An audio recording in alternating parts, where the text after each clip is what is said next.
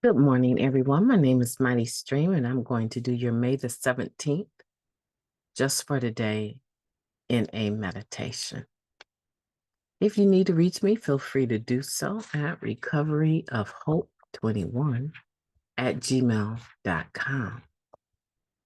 I hope you're doing good this morning out there, wherever you are. Thank you for listening. Share this podcast with your friends. All right. Like and subscribe. Tell them to subscribe, okay? So they can get it every day. All right.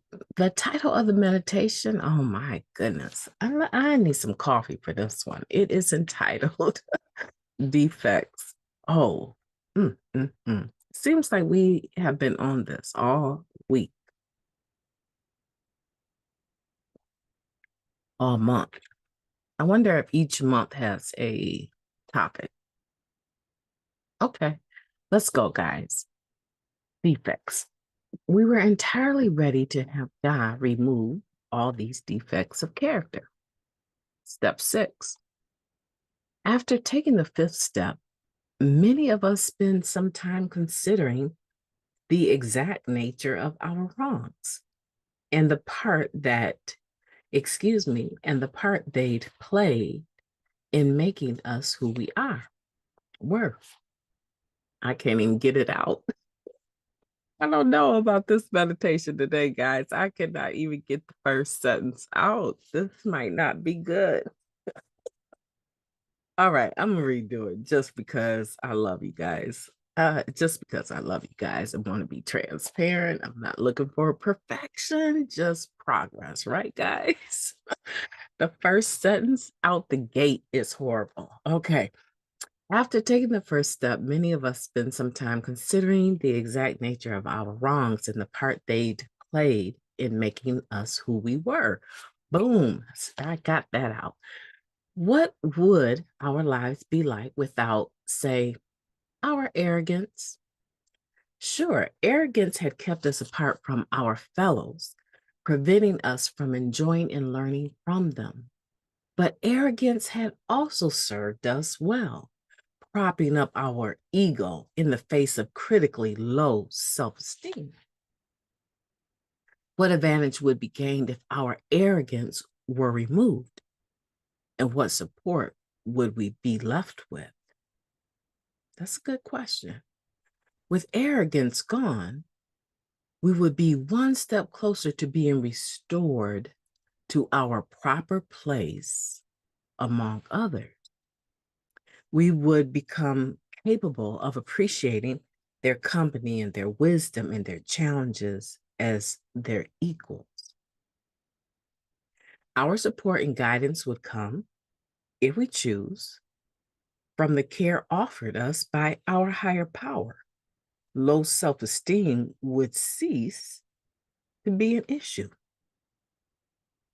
One by one, we examined our character defects this way and found them all defective.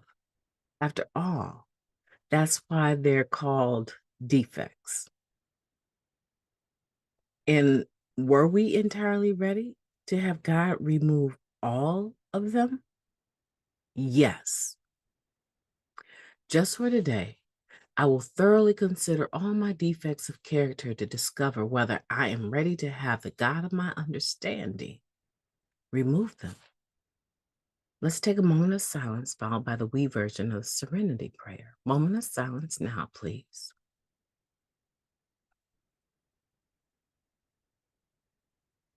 Thank you. God, grant us the serenity to accept the things that we cannot change, the courage to change the things that we can, and the wisdom to know the difference. Just for today, please and thank you. What a wonderful meditation. Defects. We were entirely ready to have God remove all these defects of character. And I think the main theme of this is that after doing the fifth step, we spend some time, right, considering the exact nature. Because now we're going into the sixth step. We're looking at the exact nature of our wrongs and the part that they played in making us who we were. And so, as we go into that sixth step, becoming entirely ready, right?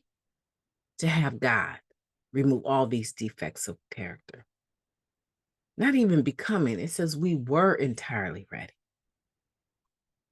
So now, after analyzing these moments of where our exact nature surfaced, okay, so I did that because I'm arrogant. But why am I arrogant? And you can stop there. You can say arrogance is a defect of character. You can say that, right? But behind the arrogance, there's usually something else. Maybe it's fear. Maybe you're operating out of fear of people hurting you. And so, in order for you to handle situations and protect yourself, fix, manage, and control everything, you need to be arrogant. I don't know who you're talking to. Look, let me tell you something. Don't ever, and I do mean ever, speak to me like that. Okay, now you can say that in a different way. That's not arrogant. I wanted to talk to you about what you just said, right? Because I feel that was very disrespectful, considering I'm your parent and I provide everything for you. You might want to go to your room and think about how you're going to be talking to me. Because I didn't come this far in life to allow my child to disrespect me. You need to think about that because I won't tolerate it.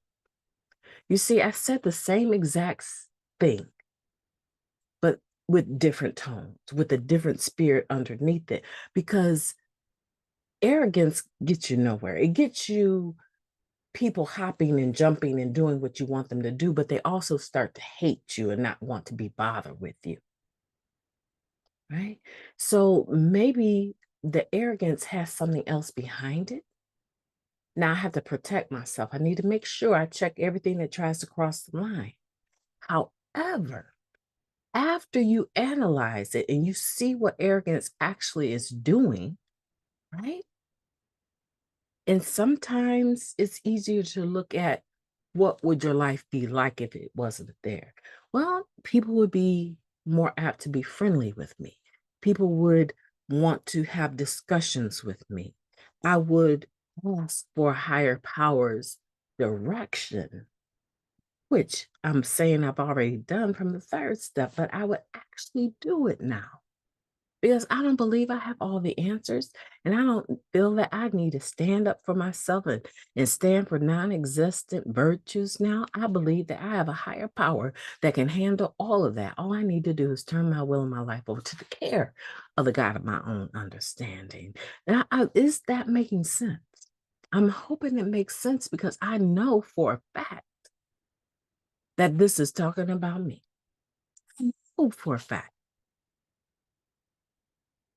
And it gives us the sweetness of being able to say, well, with it gone, let's look at that.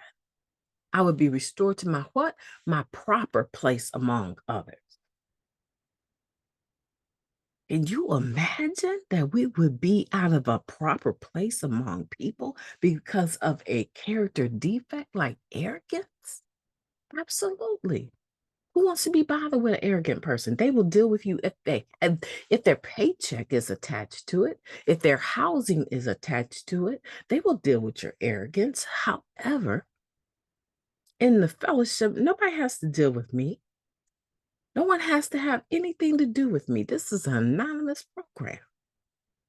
Once I leave that meeting, I don't need to know you and you don't need to know me. But if a person chooses to fellowship with you, if a person asks you to sponsor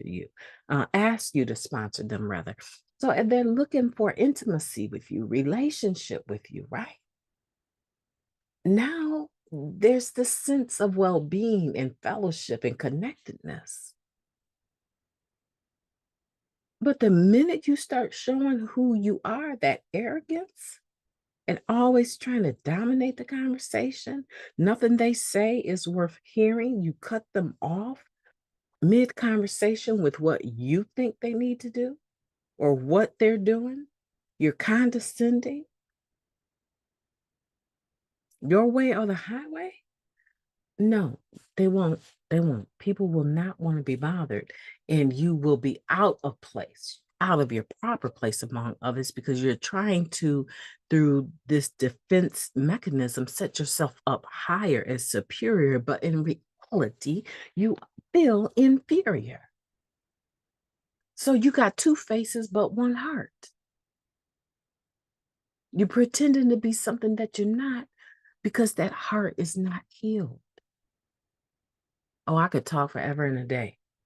And yeah, I might have messed up on the first sentence, but I'm on a steamroll right now. I could talk about this all day. This is a beautiful meditation.